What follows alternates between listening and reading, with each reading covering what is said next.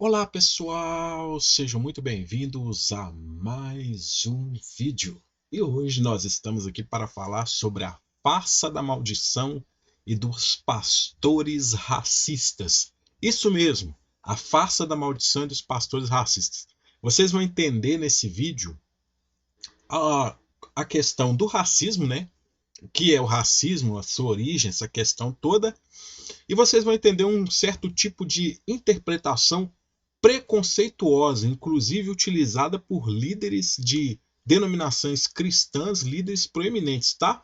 E aí nós vamos estar analisando se realmente essas pessoas estão certas ou não. Se você quer saber mais sobre esse tema, eu convido você a ficar comigo aqui até o final desse vídeo.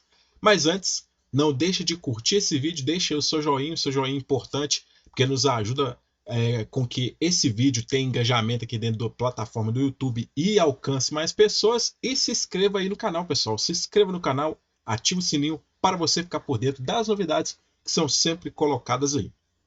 Vamos para o nosso esboço. Lembrando que se você quiser adquirir todos os meus materiais que passam no vídeo, meus cursos de inteligência emocional, finanças, relacionamentos, meu curso de teologia, tá? Você pode entrar em contato comigo. Os meus contatos estão aí na descrição do vídeo e você pode estar estudando comigo, aprendendo verdadeiramente a interpretar a Bíblia e aprendendo os verdadeiros bastidores que se encontram por detrás dela. Vamos lá. O que é o racismo, pessoal? O racismo ele consiste no preconceito e na discriminação com base em percepções sociais baseadas em diferenças biológicas entre os povos, tá? Esse seria o conceito aí. Muitas vezes toma a forma de ações sociais, práticas ou crenças, ou sistemas políticos que consideram que diferentes raças devem ser classificadas como inerentemente superiores ou inferiores com base em características, habilidades ou qualidades comum herdadas. Então, ou seja, não é somente uma questão de cor, tá, pessoal?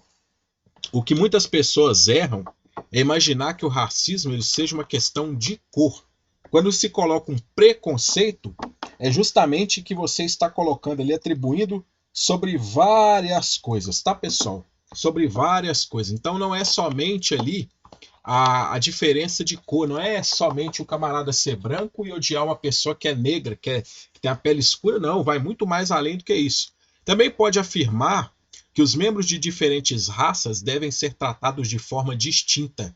Alguns consideram que qualquer suposição de que o comportamento de uma pessoa está ligado à sua categorização racial é inerentemente racista, não importando se a ação é intencionalmente prejudicial ou pejorativa, porque estereotipos necessariamente subordinam a identidade individual à identidade de grupo. Na sociologia e psicologia, algumas definições incluem apenas as formas conscientemente malignas de discriminação. Então, ou seja, na sociologia, na psicologia só coloca alguns, mas vai muito mais aí.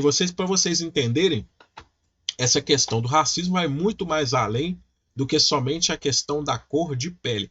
Algumas definições de racismo também incluem comportamentos e crenças discriminatórias baseadas em estereotipos culturais, ou seja, que é referente à cultura daquela pessoa, nacionais, que é referente à nação que aquela pessoa pertence, étnicos, que aí já vem da etnia da pessoa, da questão da cor de pele, e religiosos. Tem racismo religioso? Tem. Tem muitas pessoas que têm preconceito contra os outros, são racistas religiosos, tá? Eu vou falar de alguns aqui para vocês verem. Uma interpretação do termo sustenta que o racismo é melhor entendido como preconceito aliado ao poder, visto que sem o apoio de poderes políticos ou econômicos, o preconceito não seria capaz de manifestar-se como um fenômeno cultural, institucional ou social generalizado. Então já começa por aí. Quando se faz essa distinção de cores de pele, de cultura, de etnia e outras coisas mais, por isso em si só é um discurso racista infiltrado de boas ações, tá, pessoal? Quando se faz essa distinção por si só já demonstra ali que a pessoa é um certo preconceito, o racismo já está embutido ali, né, naquilo que é mostrado. E a mídia, como a gente pega hoje, a gente vê que a mídia faz muito isso, né? Faz muito esse tipo de coisa. É... O racismo e a discriminação racial são muitas vezes usados para descrever a discriminação com base étnica ou cultural, independente se essas diferenças são descritas como raciais. De acordo com a Convenção Internacional sobre Eliminação de Todas as Formas de Discriminação Racial das Organizações das Nações Unidas, que é a ONU, né? Não há distinção entre os termos discriminação racial e discriminação étnica, sendo que a superioridade baseada em diferenças raciais é cientificamente falsa, moralmente condenável, socialmente injusta e perigosa, além de não haver justificação para discriminação racial em teoria ou na prática em qualquer lugar do mundo. Então, ou seja, são definições ali bem categóricas das organizações das Nações Unidas, tá? O racismo foi uma força motriz por trás do tráfico transatlântico de escravos e de estados que basearam-se na segregação racial, como nos Estados Unidos no século XIX e início do século XX, e a África do Sul sob o regime do apartheid, tá?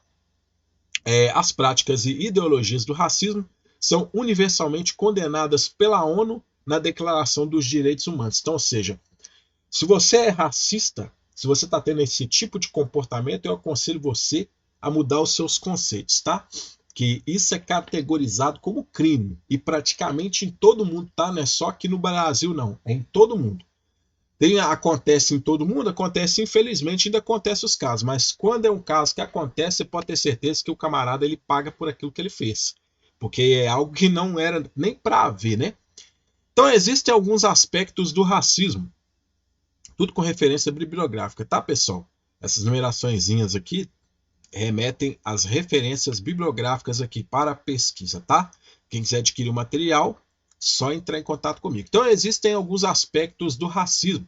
Quais que são eles? Nós temos o racismo aversivo, que o racismo aversivo é uma forma de racismo implícito na qual as avaliações negativas inconscientes de uma pessoa de minorias raciais ou étnicas são realizadas por uma persistente evitação da interação com outros grupos raciais e étnicos, ao contrário do racismo aberto e tradicional, que se caracteriza pelo ódio aberto e discriminação explícita contra as minorias raciais étnicas. O racismo aversivo é caracterizado por expressões e atitudes mais complexas e ambivalentes. Aí é o que eu estou falando. Já vai ali mais embutido, né? Mais embutido ali, justamente num suposto discurso de bondade. Aí tem o racismo neutro, que é o colorblindness, traduzido para o português como neutralidade racial, é o desconsiderar as características raciais nas interações sociais, por exemplo, na rejeição de ações afirmativas, como uma maneira de abordar os resultados de padrões passados de discriminação.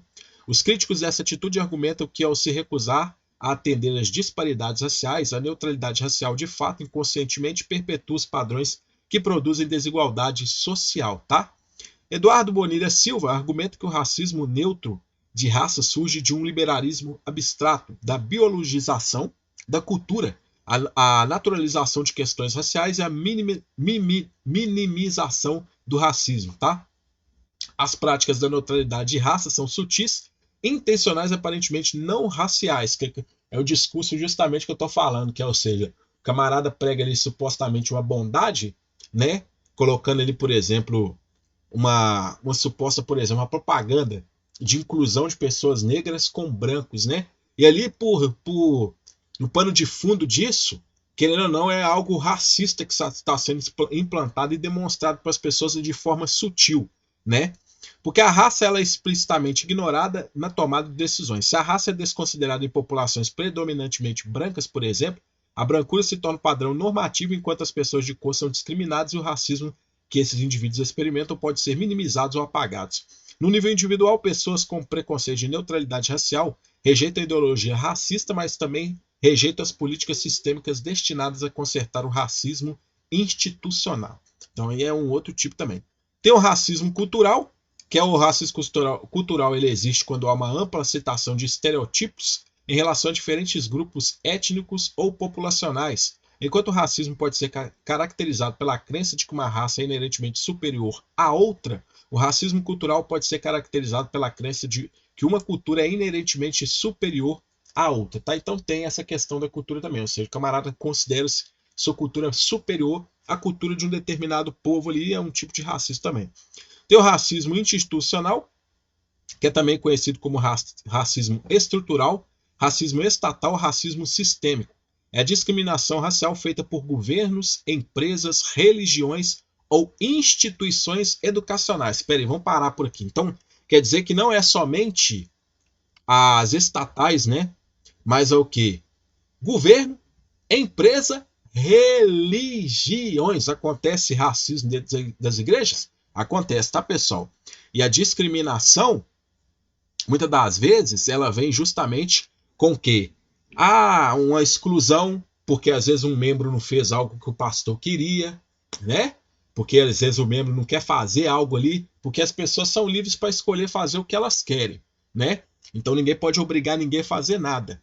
Então, aí o camarada chega lá, ele simplesmente fica com raiva, já tem uma raiva ali embutida ali, por conta que a pessoa já é racista e vai atacar que a pessoa de forma ali sutilmente colocando a santidade para tampar a atitude podre dele. Então é o que acontece muitas das vezes aí, desde as instituições, tá? Religiosas.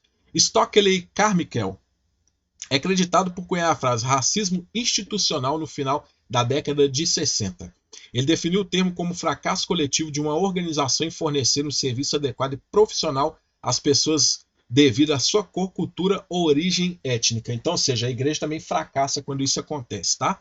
Discriminação racial, que refere-se à discriminação contra alguém com base em sua raça. Tem a segregação racial, que é a separação dos seres humanos em grupos raciais socialmente construídos na vida cotidiana.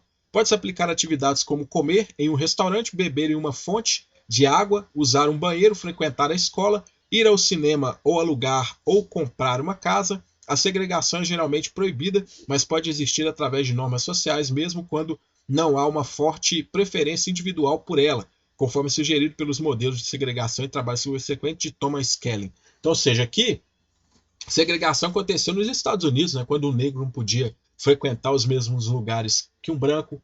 Quando um camarada, por exemplo, um branco tivesse em pé, o negro tinha que chegar e dar lugar para o branco sentar, o branco sentar dentro do ônibus. Então, ou seja, é um tipo de segregação, né? Coisas que também aconteceram. E você veja que até aqui no Brasil, já o passado do Brasil também já é um passado negro, né? Não precisa nem mencionar essas questões aí também. E o racismo moderno. Essa nova forma de racismo às vezes é chamada de racismo moderno, caracterizado por agir externamente sem preconceitos, mantendo interiormente atitudes preconceituosas, exibindo comportamentos sutis de preconceito, como ações informadas pela atribuição de qualidades a outros com base em estereótipos raciais e avaliando o mesmo comportamento diferentemente baseado na raça da pessoa que está sendo avaliada. Lembra que eu falei da questão de vir sutilmente ali embutido? Então, justamente tem essa questão aí também no racismo moderno.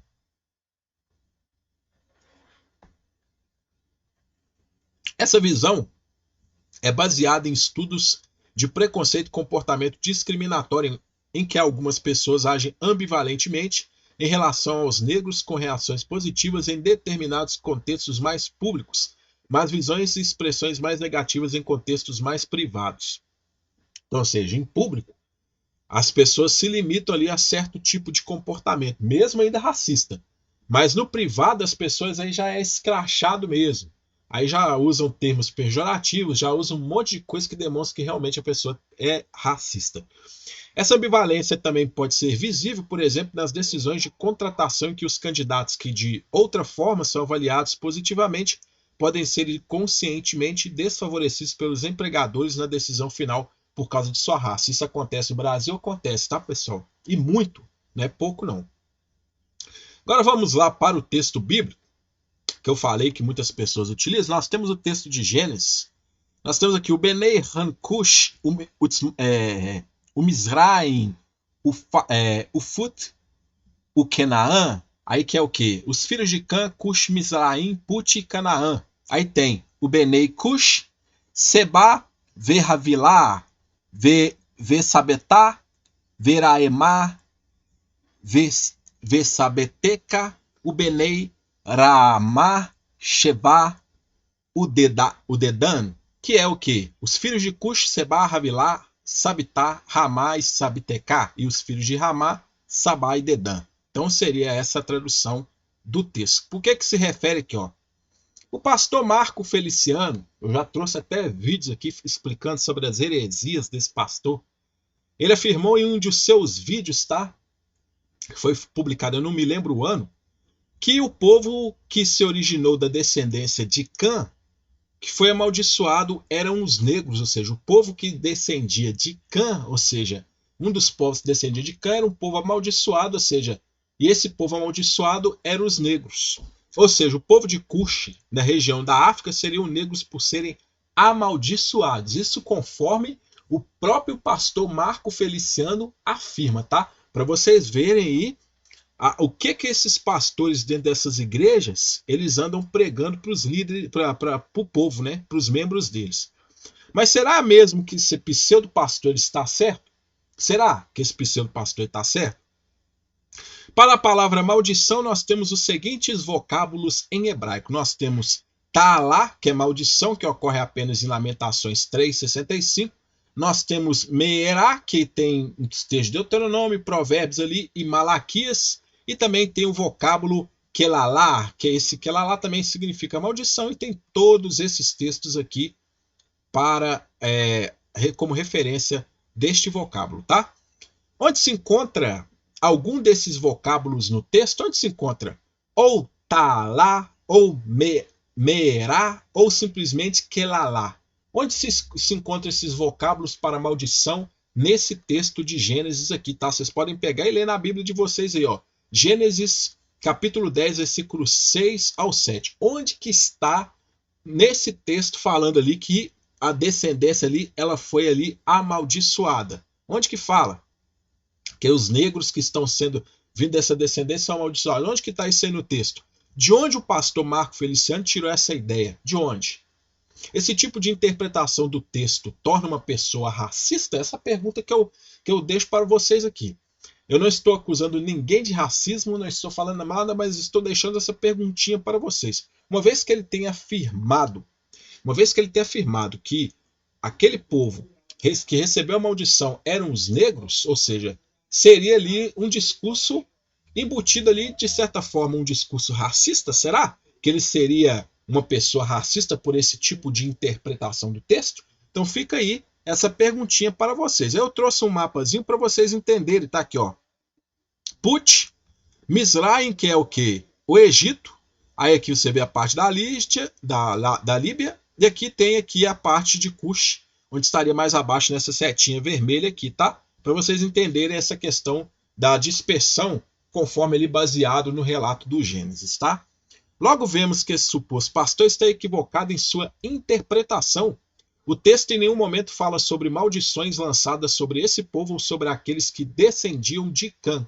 Devemos observar que Israel se tornou escravo de um dos descendentes de Cã, Mizraim, né, que é o Egito. Logo, após isso na Terra Prometida, se aliou aos cananeus e não conseguiu expulsá-los da terra por sua fraqueza. Então seria o povo amaldiçoado, segundo esse pastor, quem estaria governando sobre os supostos ungidos e escolhidos, que era o povo de Israel? Será?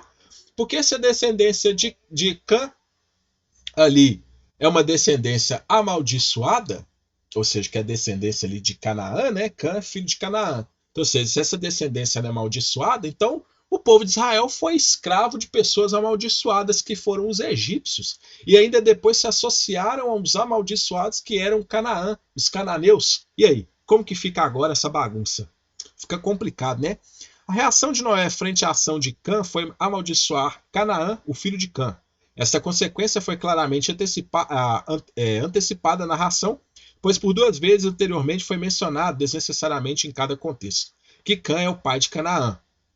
Esta passagem foi justamente utilizada em séculos passados para justificar a escravidão dos povos africanos, resultando em abuso grave, injustiça e desumanidade para com pessoas criadas à imagem de Deus. A maldição de Noé sobre Canaã, que se concentra no fato de ele se tornar servo, antecipa o julgamento que vai cair posteriormente sobre os cananeus. Isto, juntamente com o fato de que a maldição recai apenas sobre Canaã e não sobre os outros filhos de Cã, mostra que é ilegítimo usar esse texto para justificar a escravização dos povos africanos. E isso é utilizado de uma fonte evangélica, tá? Isso aqui é uma fontezinha que eu tenho aqui e vocês podem adquirir o esboço para vocês terem acesso a ela.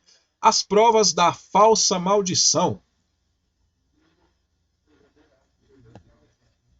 Quais que são as provas dessa falsa maldição, conforme aí a história? Muitos especialistas acreditam que Mansa Musa, que é ali de 1280 a 1337, o rei Tombouctou, foi a pessoa mais rica da história.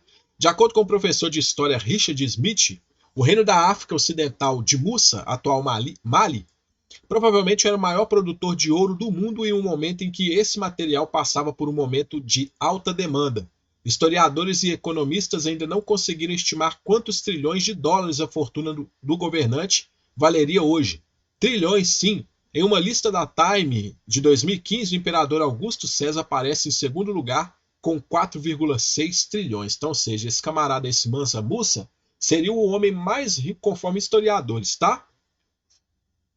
Quando foi para a cidade sagrada de Meca em 1324, levou uma caravana tão grande que cronistas descrevem uma comitiva de dezenas de milhares de soldados, civis e escravos, 500 mensageiros vestidos com sedas finas e ouro, e muitos camelos e cavalos carregados de barra de ouro. Explica Smith. Para se ter noção, quando passou pelo Cairo no Egito, Musa doou tanto ouro para os pobres que a economia local sofreu com a inflação e crise financeira por anos. Durante seu reinado, o homem mais rico de todos os tempos criou escolas, mesquitas e até uma universidade. Dentre seus feitos está a famosa mesquita de Dinguereber, em Tombouctou, que aí tem essa fotinha aí, tá? Mesquita, que deixa ali um registro dele para a história. Se um negro é considerado como o homem mais rico do mundo, por que esse pseudo-pastor disse que os mesmos são amaldiçoados? Por que então uma pessoa que é amaldiçoada se tornou a pessoa mais rica do mundo, conforme a história registra? E agora, como que fica? Não estaria esse pastor equivocado, ou seja, uma pessoa amaldiçoada?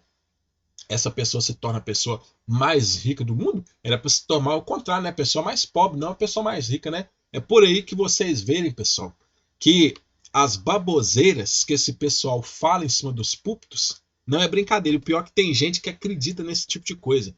Então, estudem, pessoal, se aprofundem, procurem investigar para vocês não caírem em falácias de pseudos pastores como esses aí, tá? Então fica esse vídeo de hoje para vocês aí. Eu agradeço por terem ficado comigo aqui até o final. Se você quiser adquirir um dos meus produtos, você pode entrar em contato comigo. Os meus contatos estão na descrição do vídeo. Você pode entrar em contato comigo para adquirir cursos, adquirir esboços, adquirir materiais, tá? E não deixa, pessoal, de curtir, comentar, deixa nos comentários a sua opinião, deixa nos comentários o que você achou desse vídeo. Sua opinião pode virar outro vídeo aqui para o canal, sua dúvida pode virar um vídeo para o canal. Compartilhe essa mensagem com outras pessoas para elas também terem acesso a essa informação e se inscreva no canal, pessoal. Se inscreva no canal, ativa o sininho para você ficar por dentro das novidades. No mais, eu agradeço a todos vocês, muito sucesso e até a nossa próxima oportunidade.